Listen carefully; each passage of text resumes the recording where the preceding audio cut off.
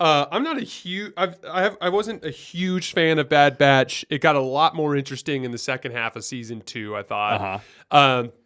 You put this personally really well when we were breaking down season 2. But you were like, it feels like Dave Filoni is trying really hard to clean up the mess that Kathleen Kennedy made. Right. And I thought about that a lot today, particularly in the third episode. We're going to be covering all 3 of the first 3 episodes, and they all kind of like cover like different phases. Like the first episode like zeroes in on Omega, and then the second episode zeroes in on the Bad Batch guys that are Wrecker and Hunter, which are off searching basically for Omega.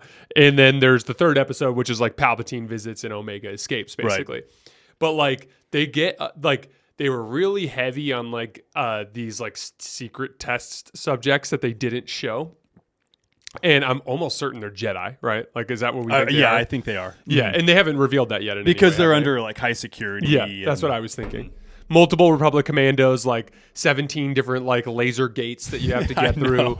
Even the little like capsules they were trapped in, they kind of remind me of that thing that they put Darth Maul in the final episode of Clone Wars. Do you remember that? So like that's kind of the direction I think they're going with that. But like I am excited to find out how Dave Filoni tries to clean up this shitstorm. I was actually relishing in that this morning because there is this is a long shot. Okay, there is a future where you and I can watch episode 7, 8, 9 of the movies and not hate them nearly as much if we get some explanation. You know, like, and that's what drives us crazy. And that's what we're kind of like letting go is like the perfect Star Wars world where like everything aligns perfectly and it all makes sense. Like, unfortunately, that's gone probably.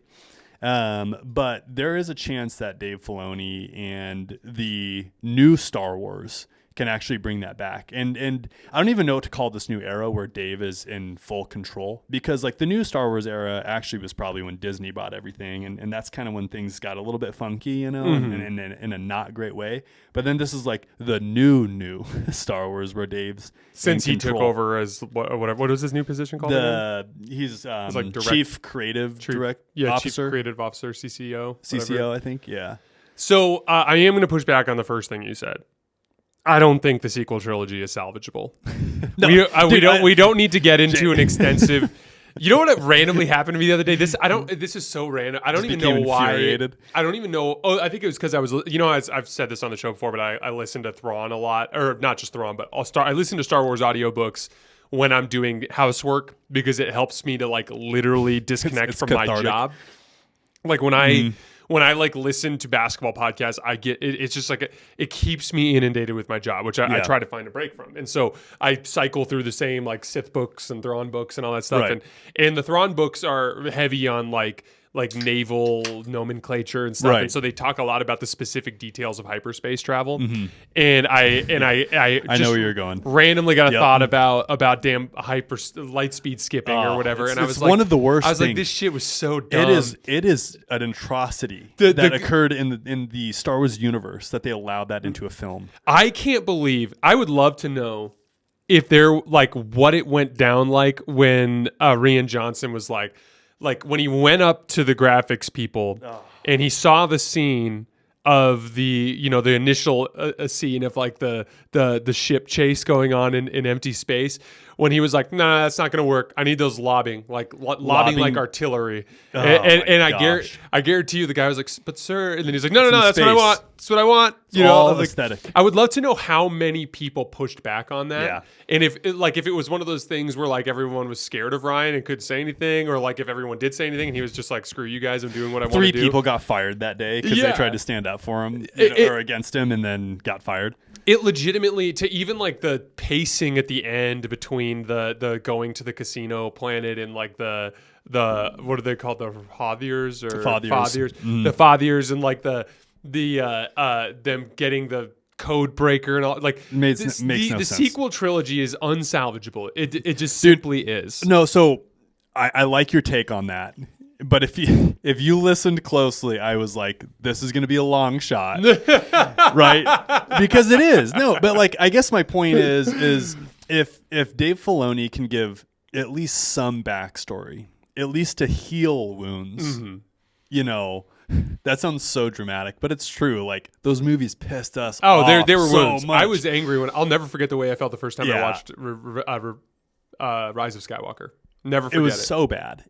But his job is to try and make some of that make sense. Mm-hmm. Now there's the small details, the lobbing bolts, going across the sky that are green Mm-hmm. and going how many kilometers. It makes no sense. And then the light speed skipping is probably the worst in my opinion. Yeah.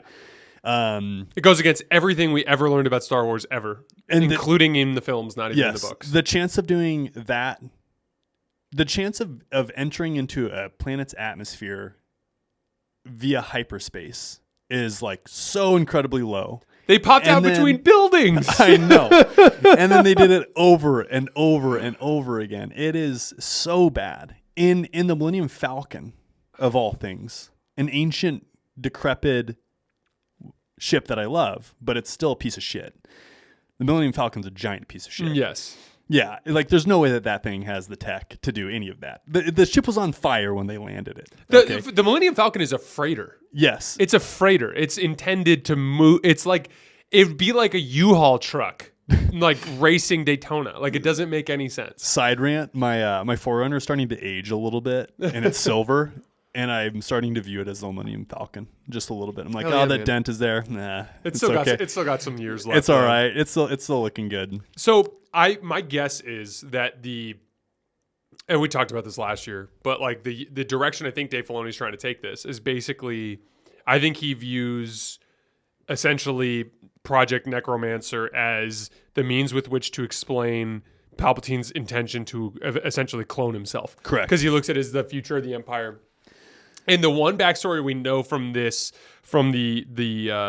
novelizations of the actual sequel trilogy that kind of help explain this is we know that Rey's father was a clone of Palpatine that was not Force sensitive, and it pissed Palpatine off. Mm-hmm. So he sent him out in the world, but then It's said, already so never bad. mind, I want to kill him, and so called a hit on him, and It's that's already how so the bad. one Sith fetishist guy went after him. Yeah. But again, essentially, I think Palpatine wants to do like Darth and Dedu's essence transfer thing, Right. But that he needs an empty shell of a clone, but one that's also Force sensitive. With and I think midichlorians. that's the direction he's going. And I think it's obvious, but that's like the M count that The we M keep count is talking that. about. Yeah. No, you're right. And I guess, getting back to the plot of Bad Batch is they keep talking about this M count and how, whatever samples that they've been able to take from these probably Jedi that are in hibernation, I presume, and midichlorians are not transferring well for some reason, which we know that's diminished counts at least. Yeah, diminished at count. least, yeah. And we've seen that, though, even with the Plagueis book. Like, they talk about how you can't just steal blood and put it from one person to the next because then the midichlorian count ends up going down. Like, that is legit Star Wars theology, let's call it. But then for some reason, skip to the end, Omega's midichlorian count does stay high in her blood sample for some reason. So it'll be intriguing to see where that goes. Now, I was confused by the vials in the testing process. So are we to interpret that as they already tried to give Omega the Force and she has it in her blood sample, I think has a high M Omega count? is Force sensitive. Or they have the Jedi's blood sample that they have captured, and they have all of these clone blood samples, and they're using Omega essentially as a control. And what they're doing is they're dropping one drop of the Jedi's blood, because you see that machine, that little rotating machine. It's dropping one blood drop and then moving on. Yeah. So I wonder if actually what it is that Omega is the reason why I say that is, remember when he at the end he goes I thought clone 4099 was already deemed to be a failure or something like that, and then he goes, Talking no, about Crosshair. it was actually Omega. And so I wonder if it's that Omega's blood or physiology, for whatever reason, is more accepting of a midichlorian transfer. I think that's what it is. Than it is. I think it's something to do with the fact that Omega's blood has midichlorians for whatever reason that don't get dilute as much when other blood is added, is my guess. And how that transcends into Palpatine and then Snoke is beyond me at this point. You know, it truly is beyond me at this point. But nonetheless, it still makes a slightly, or actually, I'm very interested in this storyline. I don't know how you feel about it. Like, I know you've been kind of lukewarm on Bad Batch in the past.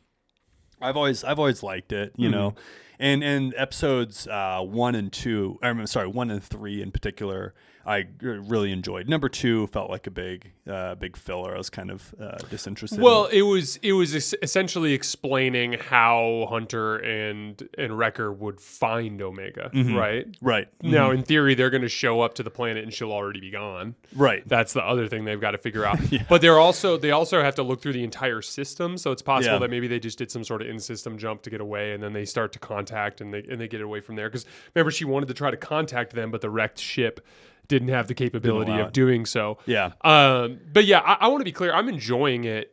The problem with Bad Batch for me was when you watched Clone Wars or Rebels, they were cartoons, but they were cartoons that played Clone Wars really, really, really was the most important thing happening in the universe at that time. It wasn't True. It wasn't like Mandalorian, like some of the Mandalorian episodes where it kind of feels subsidiary. Rebels, most important thing happening in the universe at that time.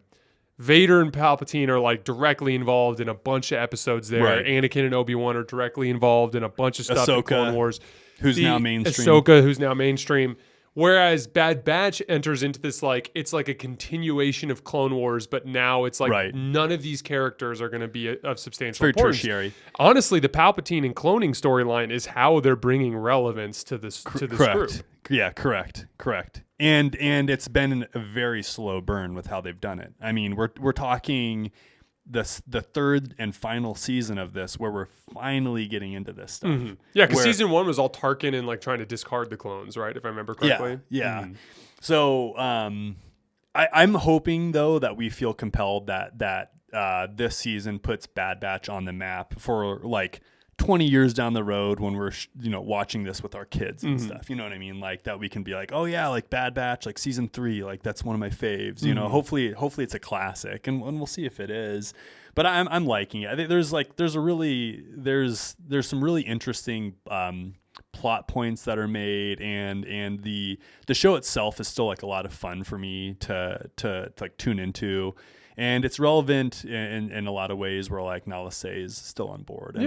And like she's a really cool character in my opinion. Like, you know, how she's like covering for Omega despite the fact that it's like incredibly, incredibly dangerous. And then I like that it still has like the essence of Star Wars where it's just like, you know, good versus bad. Like, and that's what Star Wars is about, in my opinion, is like good versus bad, and it's hitting on that, which I've enjoyed a lot. Well, and to that point, like that's why when you get into subsidiary storylines, you lose out on some of the big picture good versus bad.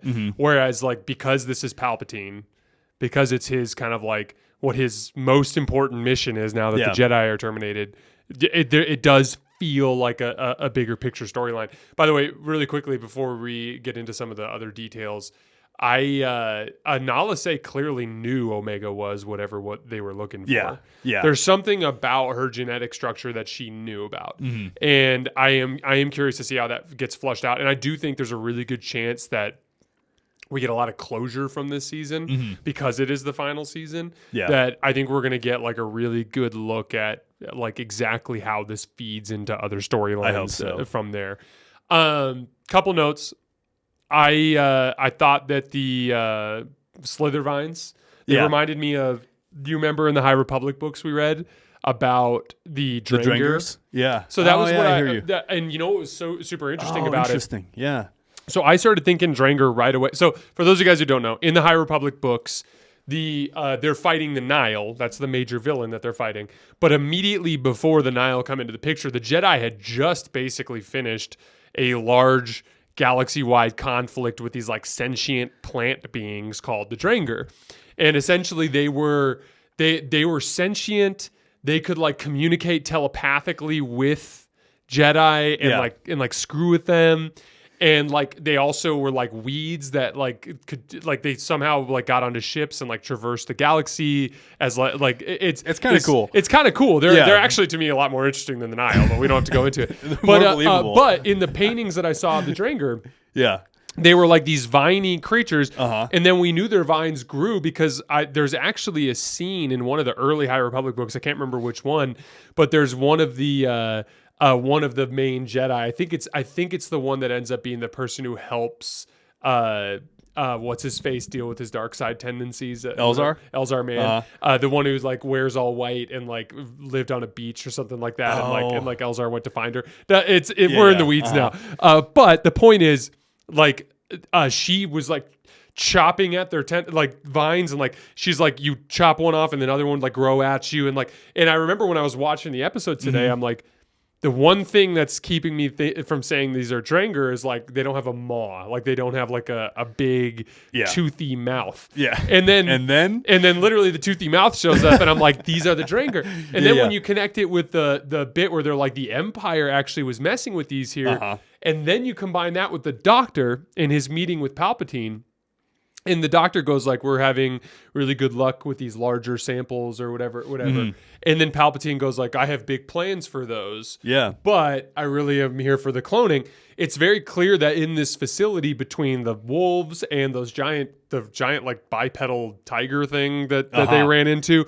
And then the Dranger, what I think is the Dranger. That's like, called Dryax. I think Palpatine's doing what Plagueis was doing, and like doing a lot of like just experimenting just some on weird higher power stuff. life forms. No, I totally agree. Which again, like, kudos to Dave. He's kind of bringing relevance to this era of Star Wars where Disney's missed a lot of relevant things. I agree. No, I thought the little baby slither vines were really cool too. How they'd hop around and they'd try and attack your face. Those were gnarly. Bad Batch does a really good job of having like creepy dark scenes. And dude, I'm not saying the show's like very dark. Like, and I mean visually. Yes, visually is what I'm talking about. Every about scene too. is like dark. It's very dark. It's like a closed windows when you watch the show type dark. And they always have like a shaky flashlight scene where like they like shine the light over and then like one of the things is like hopping away. They do have a lot of shaky flashlight scenes. That's been a thing since the beginning. And like even at the beginning of today's episode where they crash land and then they look up and like see one of them.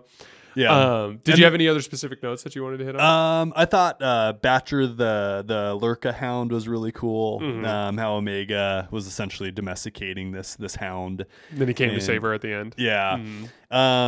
Omega kicking that droid's butt was pretty cool too. It was kind of, I don't know. Omega's turned into a badass character. Omega's a badass character. And I think that's about it for Bad Batch. I'm liking it. It's good. Yeah, it's fun. What do you expect over I'm assuming we have like 13 episodes left. Dude, I don't know. It's so common for these cartoons in Star Wars just to kind of have like a filler episode just thrown in the mix. So I wouldn't be surprised if next episode is actually a filler episode. Yeah, and we'll respond accordingly. If there's filler, we may wait for another one. Yeah, we're still waiting around on Echo. I think Echo's with Rex is what they had said. So, and then Tech, of course, is gone. So that's always a bummer. Tech was one of my faves. I thought the dynamic between Omega and Crosshair was really cool. It was really good. Like even Crosshair, like literally was just like, girl, I'd leave you so fast. I know. And then she's like, shut up. No, you wouldn't. and then honestly, Crosshair kind of came through in a big way. Like it was kind of cool when she was like, I'm sorry I failed. And he was like, you got us this far. Like I'll get us the rest of the way. The Plan 72 thing was cool. The fact that Tech had made Omega learn every single plan in their book was dope. Yeah. Yeah, I enjoyed it. It's good to have new Star Wars content too. Can you imagine if I looked at you at a party and was like, Plan 33, and then you knew exactly what I was talking about and we just did some cool shit at a party? Plan 33, execute. Yeah.